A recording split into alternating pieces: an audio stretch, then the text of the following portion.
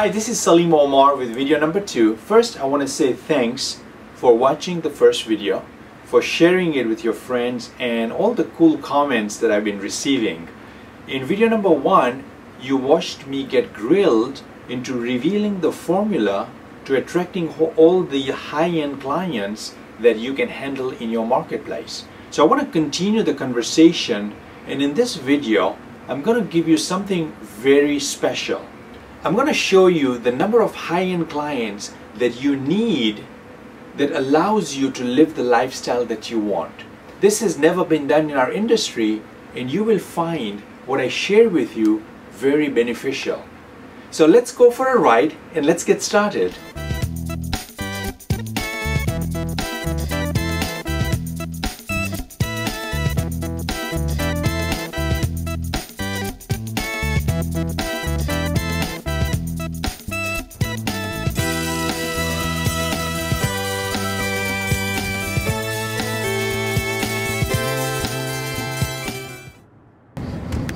Let me start off by asking you a question. Why did you start your practice? I'll tell you why I started mine. I had a vision to have my own practice, to be my own boss, to become financially independent, to enjoy the lifestyle that I wanted, to take vacations whenever I pleased. So these are some of the reasons that I started. I imagined working with clients that would be fun, that would be enjoyable to be with, having a staff that was competent, being in a beautiful office that I was proud of owning, walking in and spending time there, taking vacations, having a second home. So these are all the things that in my mind that I envisioned when I first went into practice 18 years back. And you can probably relate to that. But if you're like most, things are not that way. Your practice is not what you had envisioned it to be. You're working way too hard for way too little. You're not able to take vacations, the vacations that you wanted to take. Your team is not totally committed. Things are very different from me now, but I was in that same boat just a few short years ago. One of my mentors said that if you master client attraction, half your problems are gonna disappear. And he was right, because that's exactly what I saw in my own practice. You see, clients are the currency I could count on when I had no real currency. Clients pay for everything. They pay for a nice house, they pay for a nice car. Clients pay for college, kids' college education. They pay for vacations. They pay for the lifestyle that one can enjoy. They pay for retirement, having financial independence. They allow you to give, to contribute in meaningful ways in your community. It's the lifeblood of your practice. There are 3 important steps when it comes to this currency that we call clients. So the first step, the first one is positioning. It's how you pre-sell the prospective client. The quality of a relationship, a client relationship, is dependent on how you bring them in the first place. The more you push to bring them in, the weaker the position. The client's in control of that relationship, and that's not what you want. And the more they're attracted to you, the better, the higher the quality of that relationship, and the longer you'll have that client. The most favorable positioning you can have is that of an expert. Experts are more respected, they get more compliance from their clients, and they generally get higher fees from their clients as well. So the question I often get asked is, what's the best way to position myself as an expert? And the answer is through authoring a book. When your prospects read your book, they reach the conclusion that you know what you're talking about and that you're an expert. I've signed up so many business clients that have paid me hundreds of thousands of dollars through the years because I signed them up because I'd authored a book. They would come to my office when they were, as a prospective client, book in hand, telling me that, you know, this is stuff, you know, the things that they're reading in the book is stuff that their accountant has not shared with them. Strategies, how to make their business more profitable, to minimize their taxes that they didn't know about. And I sign them up as a client. So positioning yourself as an expert is a very good strategy to attract the right type of clients. Step 2 for high-end client attraction is the experience. The experience that the client has once you've signed them up. It has to be congruent in alignment to your positioning. If you position yourself as an expert and are going to be providing proactive service, then you have to incorporate that into your services. So you cannot wait for the client to call you to ask you questions. You want to be proactive, you want to provide a proactive, you want to provide a proactive service, you've got to incorporate that into your fees. If you wait for the client to call you, they're not going to see you as a proactive CPA firm, number one. Number two is that you're going to end up giving a lot of free advice and not be able to charge anything. And I see that a lot with practitioners. They give away advice for free. So the practitioner loses out on fees and the client does not appreciate it, because, you know, things that we get for free, we don't appreciate it and we don't value it. That's just human psychology. So incorporate that proactive advice as part of your services so that the experience that the client has with your firm is in alignment to the positioning, which was step 1. Step 3 is retention. All the things you do to keep the client, to retain the client, all the touches.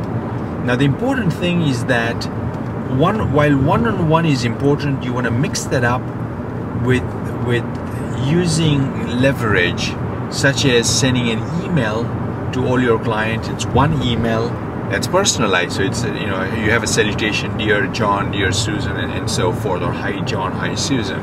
Sending out a print newsletter is another example. Written once, sent to all your clients. They hear from you. You arrive at their front, you know, in their office, and they read about you, and you're keeping that, maintaining that relationship with them through that. The thing to watch out for, to caution, and I'm going to caution you when you're sending out emails and print newsletters and so forth, is to not to make them all about accounting and taxes, because we may find it interesting, you and I, but for your clients, for the business owner, they don't find that interesting. So you've got to mix your personal stories, perhaps a vacation you took, a hobby, things that you're doing with your family. People find that more interesting and exciting. So balance that out with also, you know, sharing with them any technical information. So I'm heading home now, and I'm going to share with you a roadmap, a simple roadmap that enables you to live the lifestyle that you want.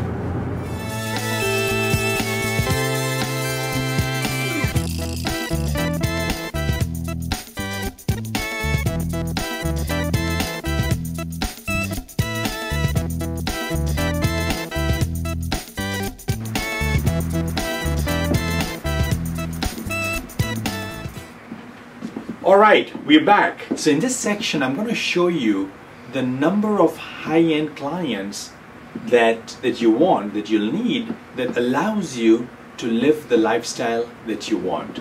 So what I've done here is let's determine the lifestyle that you want. So all the things that you may want in your life. And of course, this is something that I did for myself, but this is numbers that you'll want to do for yourself.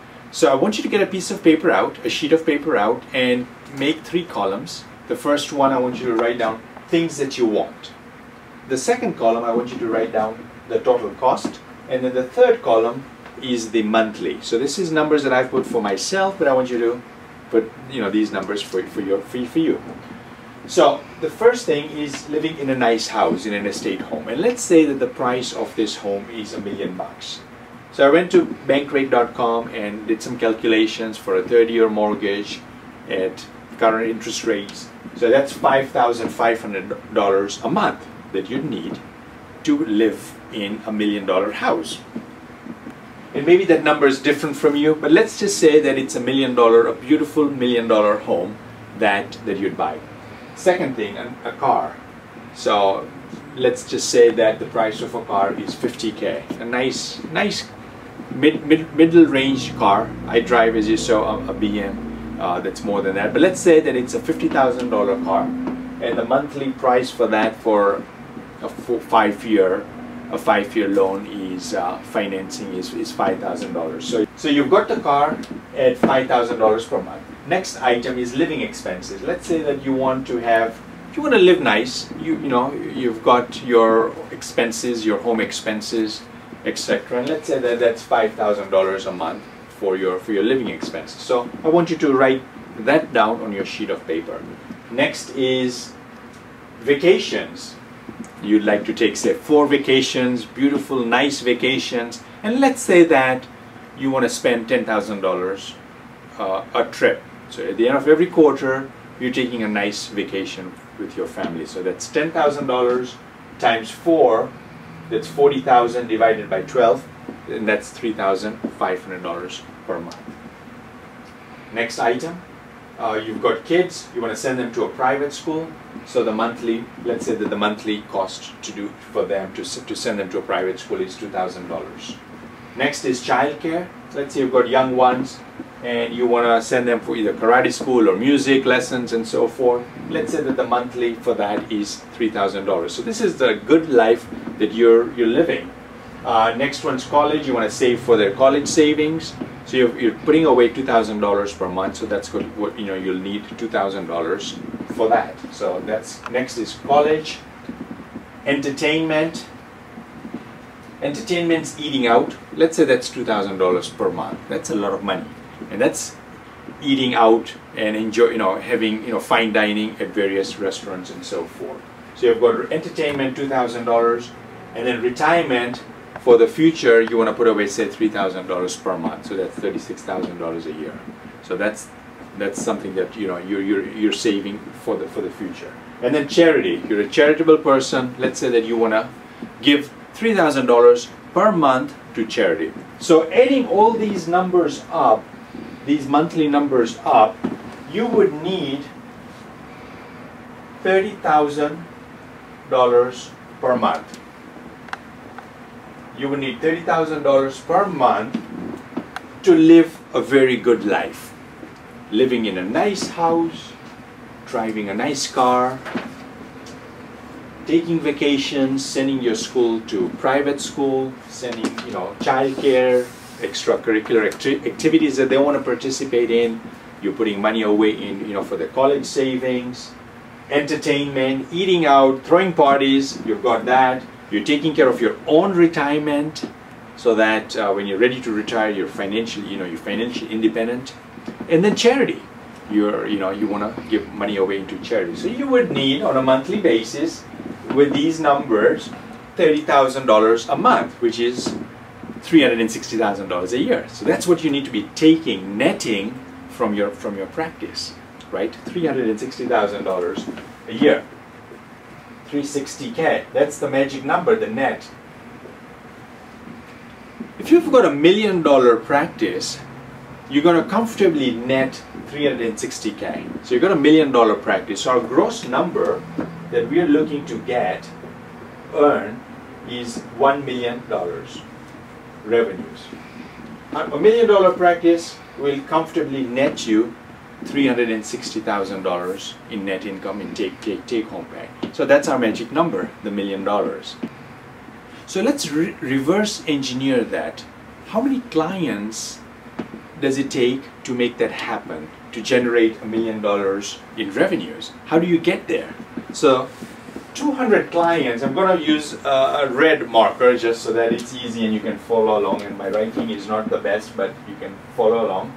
200 clients paying you $5,000 a year will get you to the $1 million.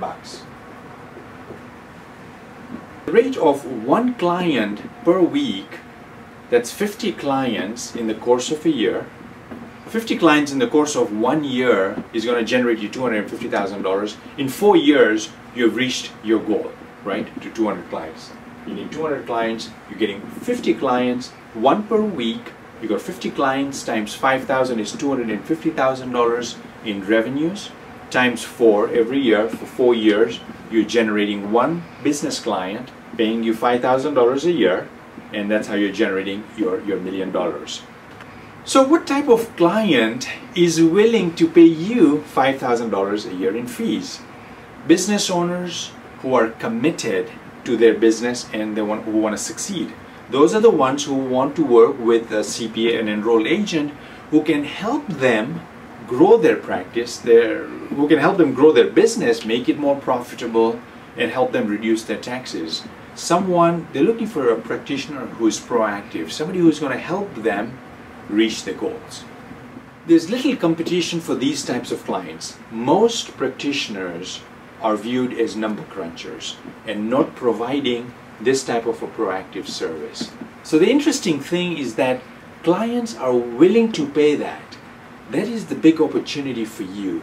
You've got the skills, you've got the background to help them. But you've got to change the way you've positioned yourself from being a paper pusher, from being a number cruncher, to becoming a strategic advisor. You've got to pay attention to the 3 steps that I shared with you earlier on for high-end client attraction, which are positioning. Second one was experience, the experience that the client has, and then the third one was retention, by touching them in meaningful ways throughout the year. All you're looking for is 200 businesses. There are thousands of small businesses in your local area, and from that you're looking for a tiny fraction that wants a CPA who's going to help them reach their goals. You're looking for just 200 clients to enjoy the lifestyle that you want, that you've dreamed of when you started your practice. These clients are going to be the currency to live the life that you want. Thanks for watching this video, and I'd like you to comment on this. What was the one big takeaway that you got from watching this video? And post your comment below this video. Appreciate you watching this video, and have a great day.